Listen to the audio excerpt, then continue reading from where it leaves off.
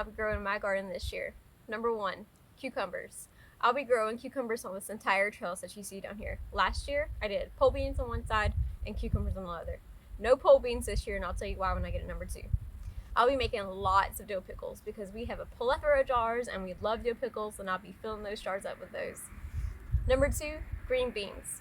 Last year, like I said, I had pole beans on one side and cucumbers on this side. No pole beans this year, all bush beans. Because bush beans, they come up, they produce all their crop at once, you harvest, and you preserve. Pole beans, they come and they trickle in all through the summer until you get your last frost at the end of the year. And I don't want to do that because I want to preserve all my beans at one time.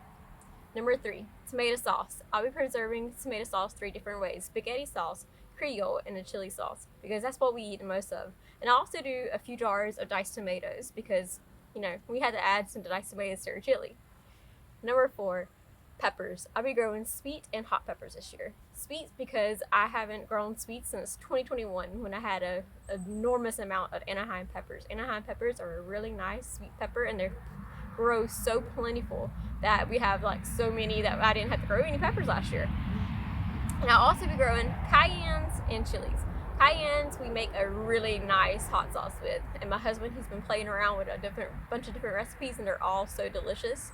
Right now we have 7 jars still in there fermenting, ready for hot sauce, and we're going to grow even more this year, so we're going to have so much hot sauce I'm probably going to have to end up canning some. And chili peppers will be new to us this year for this hot sauce, and we've never tried it before, and I'm very interested in how it's going to turn out. And last year we did do a Tabasco pepper. Tabasco peppers seeded on their own from 2021, and I grew no seeds for myself. They just sprouted up in the garden, and I just transplanted them all into one bed, and I had 11 plants, and there were so many of them. But because they're so tiny and annoying to harvest, we don't really do anything with those peppers. I did make a nice pepper sauce for our collard greens with them, but other than that, they're just really hot and annoying to harvest, and I don't really enjoy Tabasco peppers as much as I do with my cayennes. So we're going to focus on cayennes and chili peppers. Number 5 will be zucchini. What I do with zucchini is I slice it into thin circles, batter it up, and fry it, and they're so crispy and delicious and yummy that way. I'll also be shredding a lot of it to keep in our freezers for zucchini bread. If you've never had zucchini bread, definitely Google a recipe and try it out because it's so moist and delicious, and you just can't do wrong with it.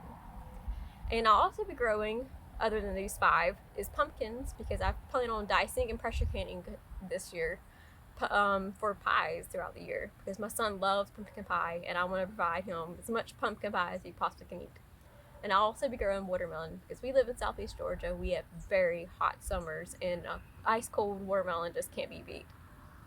So why am I growing 5 staple crops? Because I want to grow what we eat, and we eat a lot of those 5 foods, and I want to be able to provide that all throughout the year from my garden, knowing where it came from, what's on that food, and now knowing that it's fresh, it's delicious, and it's grown by me. And that's just why put energy into growing food if you're not going to eat it. And I want to grow what we eat. That 1870s homestead has a modest-sized garden, and she grows a lot of food in that garden, and they're all staple crops, and she puts it all up, and her pantry is glorious, and I want to have that glorious pantry in my house.